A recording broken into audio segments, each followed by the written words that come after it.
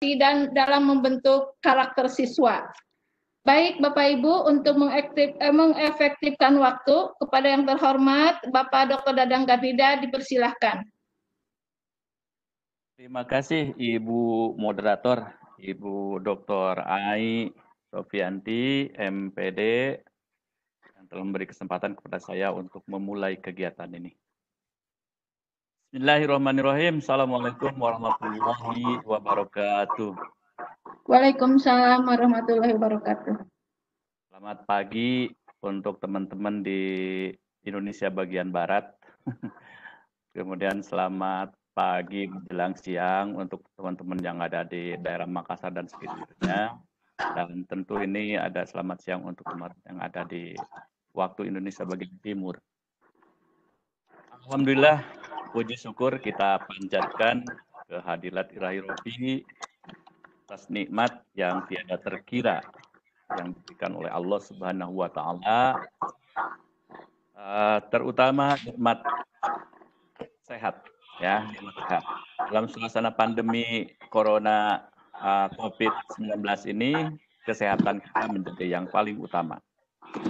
Dengan sehatnya kita bisa berkumpul dalam acara seminar virtual atau kita webinar, yaitu acara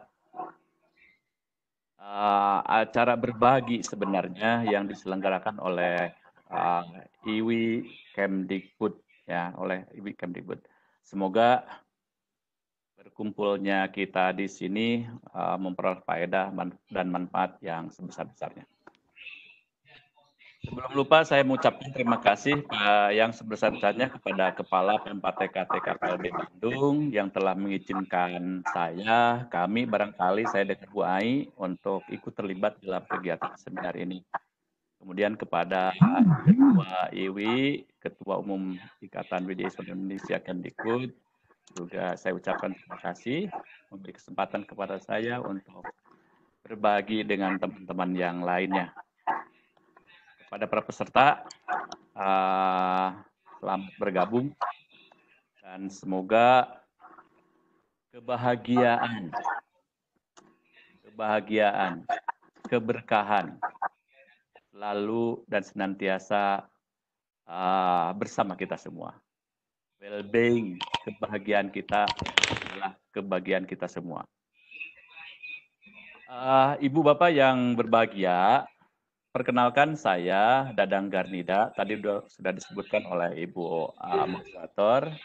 Saya adalah Widya Iswara dari TK PLB Bandung, yang pada kesempatan ini akan menyampaikan topik diskusi berjudul menjadikan kemandirian belajar peserta didik untuk mencapai prestasi. Kata kuncinya adalah kemandirian atau mandiri dan kesuksesan atau sukses, artinya berprestasi. Tentu antara kedua kata kunci ini ada usaha, karena tidak mungkin terjadi secara spontan. Ya, tidak terjadi secara kemandirian itu tentu akan menghasilkan kesuksesan ketika ada usaha. Usaha siapa? Usaha apa saja? Dan bagaimana usaha itu? Tentu adalah kita semua sebagai pelakunya. Sebagai WDI Suara, sebagai dosen, sebagai guru, sebagai kepala sekolah, sebagai pengawas sekolah. Nah, ini menjadi perhatian kita semua. Ibu Bapak yang berbahagia, tidak bisa dipungkiri bahwa pandemi COVID-19 ini telah menyebabkan tatanan sosial kita berubah. Ya. COVID-19 telah mempengaruhi berbagai aspek kehidupan. Dan sangat luar biasa. Ekonomi kita terganggu. Sosial kita juga terganggu. budaya, dan sebagainya. Semuanya terganggu dengan musibah ini, dengan wabah ini. Tetapi di samping itu, kita juga bisa belajar. Saat COVID-19, musibah atau wabah pandemi COVID-19 ini, kita telah belajar. Dan tetap kita akan terus belajar dengan cara apapun. Bekerja, kita terus bekerja. Kita punya istilah BDR. Belajar dari rumah, bekerja dari rumah. Nah, yang seperti sekarang, seminar dari rumah. Seminar dari rumah. Dan tentu ini akan sangat mempengaruhi psikologis peserta didik kita. Peserta didik kita mulai dari TK hingga ke perguruan tinggi tentunya. Dan ini menuntut peserta didik untuk bisa mandiri dalam belajar. Atau bisa belajar mandiri yang optimal di rumah masing-masing. Dan inilah yang saya maksud dengan kemandirian belajar. Kemandirian belajar. Oke, untuk selanjutnya saya akan minta izin untuk menyampaikan beberapa slide. Saya tidak banyak membuat slide.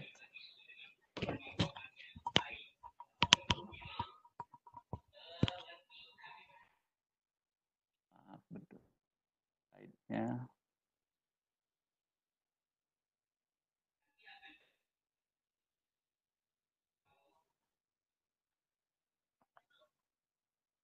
Oke.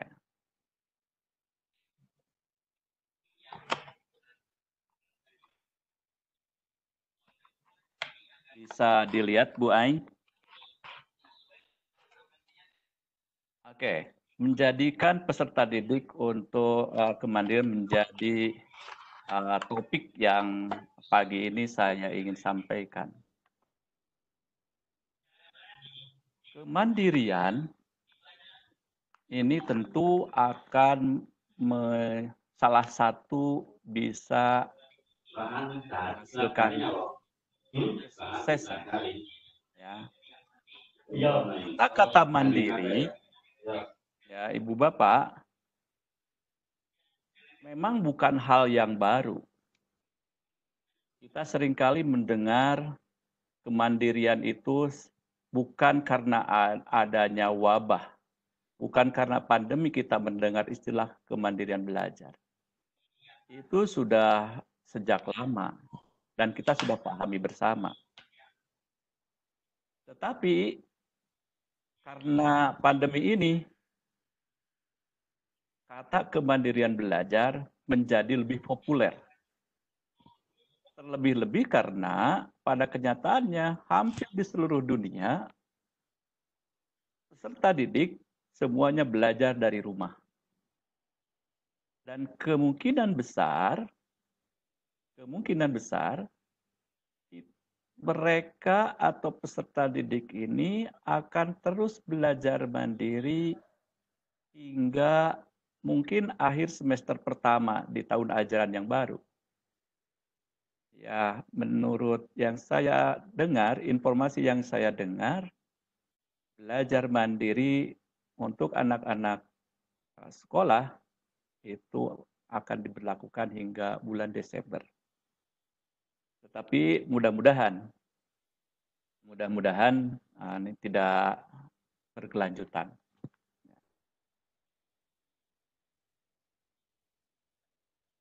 Sekali lagi bahwa istilah mandiri belajar atau belajar mandiri ini bukan hal baru bagi kita. Tentunya untuk bagi guru-guru semuanya. Namun perlu kita pahami bersama bahwa dengan adanya pandemi ini, kemandirian belajar peserta menjadi tuntunan bagi kita semua. Bapak dan Ibu sekalian, yang saya bawa headset ya Pak Sugeng? Enggak bawa headset. Kita tidak akan membahas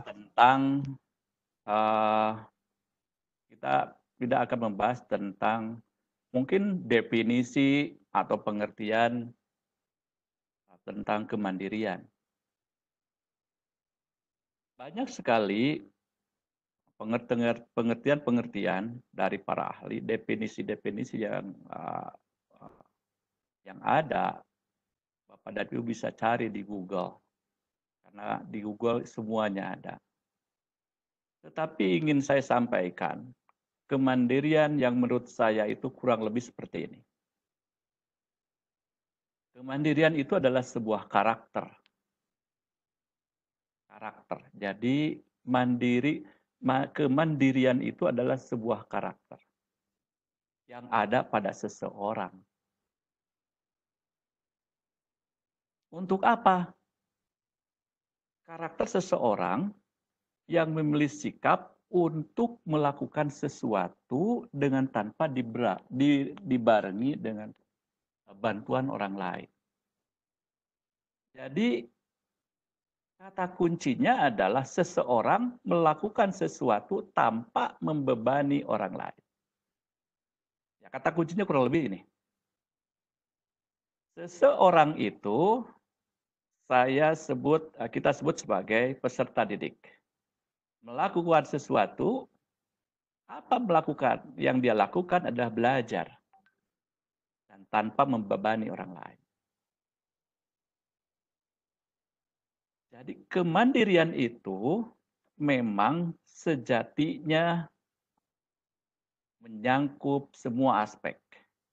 Tetapi paling tidak ketika seorang mempunyai karakter yang mandiri, dia akan lebih percaya diri.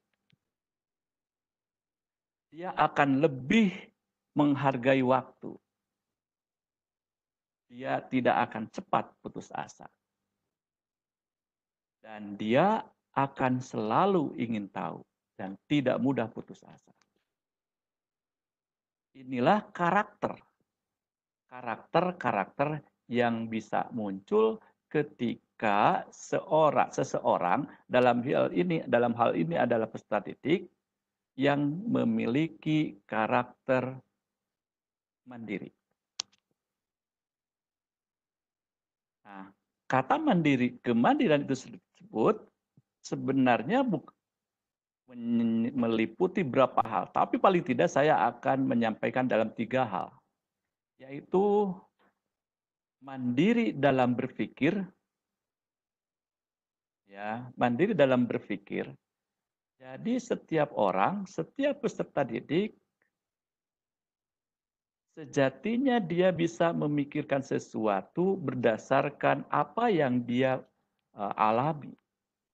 Kemudian dia bisa bersikap berdasarkan apa yang dia pahami. Dan dia bisa bertindak apapun berdasarkan apa yang dia ingin lakukan. Tentu semuanya adalah ke arah yang lebih baik. Ke arah yang lebih baik. Jadi berpikir, kemandirian dalam berpikir, kemandirian dalam bersikap, dan kemandirian dalam bertindak. Lebih lanjut lagi, kemandirian ini seringkali ketika berbicara tentang anak yang mandiri, maka kita bisa menyebutkan anak yang lebih dewasa atau lebih matang. Sehingga kemandirian itu identik dengan kematangan, maturity. Kematangan seseorang, kematangan peserta didik.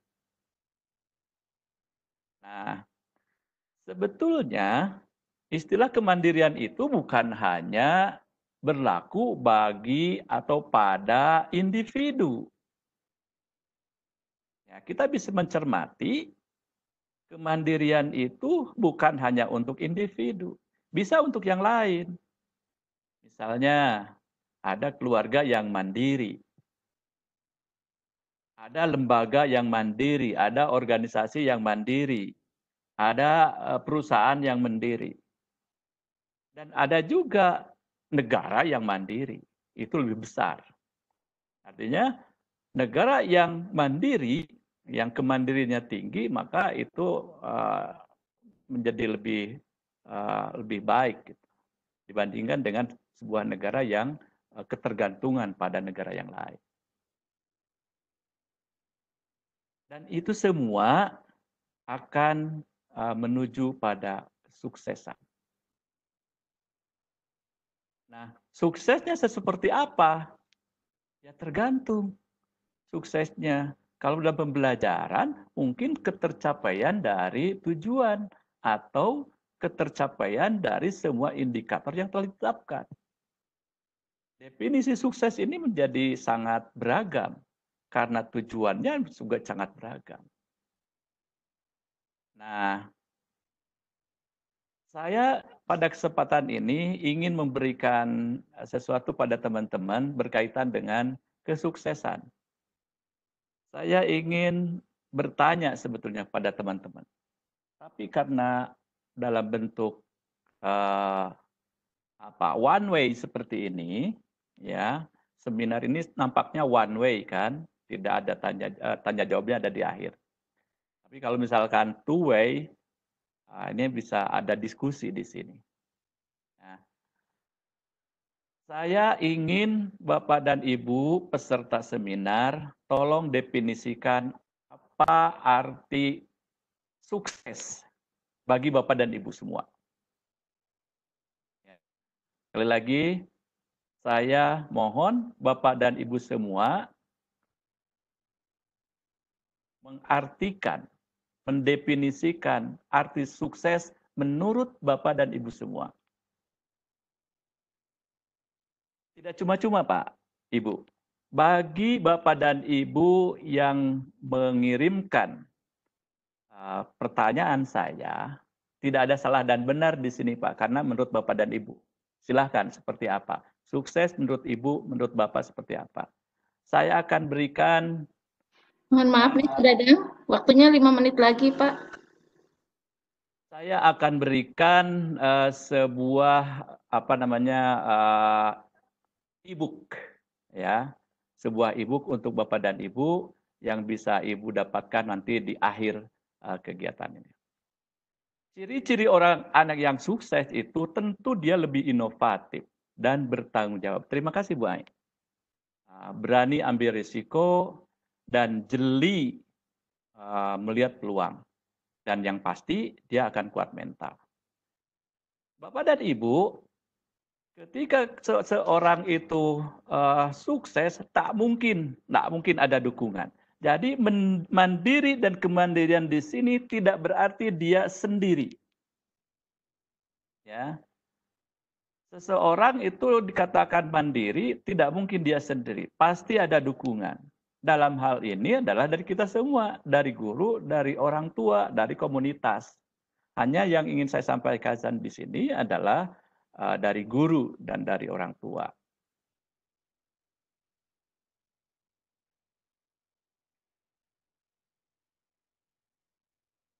Nah, untuk ada dukungan setiap guru, setiap orang tua untuk memberi dukungan kepada peserta didik tentu harus mengetahui tentang karakteristiknya. Harus kenal pada siapa dia, peserta didiknya seperti apa. Tentang karakteristik ini menjadi modal utama. Pemahaman karakteristik peserta didik menjadi modal utama seorang guru. Bahkan ini adalah kompetensi yang pertama yang harus dimiliki oleh seorang guru. Ini tercantum di dalam Permendikbud nomor 16 tahun 2007. Yang pertama kali yang harus dikuasai oleh seorang guru adalah menguasai karakteristik peserta didik. Ini yang pertama. Yang selanjutnya karakteristik ini saya jabarkan menjadi 5. Yang pertama potensi, Bapak dan Ibu semua harus mengenal potensi dari peserta didik. Yang kedua harus paham, harus kenal, harus memahami tentang hambatannya, hambatan belajarnya kalau ada, kemudian kebutuhannya, kebutuhan belajarnya seperti apa, dan gaya belajarnya seperti apa. Yang terakhir, passion-nya ke arah mana? Passion-nya anak ini ke arah mana? Dan ini harus diketahui oleh Bapak dan Ibu semua. Semuanya itu mengarah Kalau kita sudah paham kelima aspek yang dibutuhkan dalam yang ada pada peserta didik, itu sangat sangat bermanfaat ketika kita akan menyusun strategi pembelajaran. Potensi, nah kita mengetahui bahwa setiap peserta didik itu unik. Tidak ada di dunia ada peserta didik yang sama, tidak ada. Tadi disampaikan oleh Ibu Wei bahwa setiap orang itu berbeda. Tidak bisa kita memaksakan metode A untuk si B. Metode A hanya berlaku untuk si A. Tidak bisa. Dan kita tidak memaksakan. Ya, mengapa? Karena setiap orang itu unik. Selanjutnya hambatannya apa? Mungkin dia punya hambatan fisik, mungkin dia punya hambatan mental, mungkin dia punya hambatan intelektual, atau mungkin punya hambatan sensorik, ya, punya hambatan sosial. Dan itu semua harus kita pahami. Termasuk kebutuhannya. Alat apa yang dibutuhkan? Media apa yang diperlukan? Waktunya seperti apa? Apakah perlu diperpanjang atau dikurangi? Materinya apakah perlu disederhanakan kalau misalkan kesulitan? Atau materinya perlu ditambah? Karena memang anak ini mungkin cerdas. Apakah harus punya pembimbing khusus ketika anak ini misalnya mempunyai delay dalam belajar? Atau mungkin dia memerlukan contoh-contoh yang konkret atau latihan-latihan yang banyak. Nah, ini adalah kebutuhan-kebutuhan yang memang diperlukan oleh setiap anak itu juga berbeda. Yang selanjutnya berkaitan dengan gaya. Kita harus memahami setiap anak itu gaya atau style belajarnya itu berbeda. Mungkin ada yang punya visual, gaya visual, ada yang dia paham kalau dia melihat sesuatu. Kalau diperlihatkan sesuatu, dia paham, lebih cepat paham. Atau mungkin auditori, tipe yang auditori, gayanya auditori, dia akan lebih cepat mendengar, memahami kalau diperdengarkan. Ya. Kinestetik berkaitan dengan gerakan. Ada yang analitis dan juga ada yang kolaboratif. Biasanya yang analitis itu anak-anak yang memang cenderung cenderung untuk pada matematik misalnya. Kolaboratif ini nampaknya bersifat sosial, kolaborasi. Dan yang maaf nih, Pak Dadang, waktunya memang habis, tapi Bapak mungkin ada ditambah 5 menit untuk menyelesaikan slide. Oke, terima kasih Bu Ai, mohon maaf. Ya, sama-sama, Pak. Oke. Nah, tentu ini di sana saya menuliskan di sini ada IHIP ya, sebetulnya ini hanya singkatan. Untuk mengatasi gaya-gaya belajar ini kita memahaminya dalam strategi pembelajaran kita gunakan istilahnya itu saya sering mendengar, kita sering mendengar peribahasa dari Cina kalau nggak salah. I hear, I forget. I see, I remember. Dan I do, I understand. Mungkin untuk mengatasi hal-hal tentang gaya belajar ini, nah prinsip I hear, I forget, I see, I remember, dan I do, I understand ini bisa kita gunakan. Yang terakhir, bukan yang terakhir, ini adalah passion. Ketika anak itu senangnya seperti apa, dan kita bisa identifikasi ketika dia belajar, senang, ada yang disenangi, nampak dari mukanya, lihat. Tapi ada juga ketika belajar sesuatu, dia nampak murung. Nah, oleh karena itu, seorang guru, termasuk juga orang tua, harus memahami passion anak kita itu seperti apa. Gairahnya pada saat belajar apa? Senangnya ketika belajar dengan siapa? Bahagianya ketika dia belajar dengan menggunakan metode apa? Dan seterusnya seperti itu. Nah, untuk berprestasi tentu ada yang harus kita lakukan. Ya, inilah usaha kita yang harus dilakukan. Kemandirian ini harus berkenaan dengan strategi pembelajaran. Ada 9 yang ingin saya sampaikan kepada Bapak dan Ibu untuk mencapai prestasi dalam kemandirian ini. Yang pertama, ubah mindset. Apa yang dimaksud dengan ubah mindset? Nah, ketika kemandirian itu dianggap sebagai konsep, maka saya sarankan ubah mindset Bapak dan Ibu bahwa kemandirian itu adalah alat. Kalau alat, berarti harus digunakan. Kalau alat, berarti harus dilaksanakan. Ubah mindset dari kemandirian sebagai konsep menjadi kemandirian sebagai alat. Yang kedua, perkuat tujuan. Tadi sudah disampaikan oleh Bu Uel. Perkaya tujuan. Perkaya tujuan ini berkenaan dengan tujuannya seperti apa, kita deskripsikan lebih jelas dengan indikator-indikator yang lebih bervariasi. Perkuat tujuannya. Selanjutnya adalah perkaya strateginya. Tentu strategi ini sangat berkaitan dengan karakteristik peserta didik pada slide sebelumnya. Yang selanjutnya, berikan tugas terstruktur kepada peserta didik kita. Ya, berikan tugas-tugas yang terstruktur. Jangan tugas-tugas yang tidak terstruktur di sini adalah fungsional dan tugas yang fungsional, ya, artinya dia akan bermanfaat ketika dia belajar gitu di masyarakat. Selanjutnya, lengkapi daya dukung. Ya, ini sudah kita pahami bahwa dengan daya dukung maka peserta didik akan lebih belajarnya akan lebih maju gitu, lebih bagus. Selanjutnya, berikan motivasi bahwa ketika Ananda belajar dengan sebaik-baiknya maka akan mendapatkan hasil yang sebaik-baiknya, di mana proses tidak akan berselingkuh dengan hasil. Kemudian berikan reward yang sewajarnya. Ya, ini sudah biasa Bapak dan Ibu lakukan ketika Bapak dan Ibu di kelas. Ketika anak itu berprestasi, ketika anak itu punya kreasi yang lebih, maka berikan reward. Yang selanjutnya, hindari menyuapi.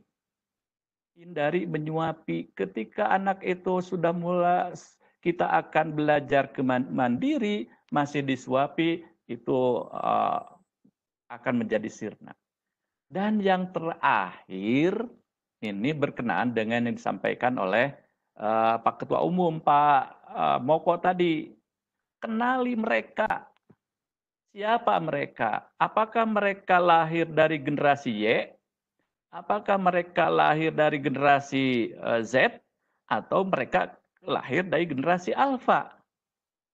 Nah, kalau di guru-guru SD, ini bisa dipastikan bahwa guru-guru SD saat ini adalah pasti mengajar anak-anak dari generasi Alpha. Kalau SMP dan SMA, guru-guru SMP dan SMA itu bisa dipastikan bahwa yang mereka ajar adalah generasi Z. Kalau perguruan tinggi, nah itu pasti generasi Y atau generasi milenial. Itu mungkin Bapak dan Ibu yang bisa saya sampaikan pada kesempatan ini. Ini adalah kemandirian yang menunjukkan yang menuju prestasi.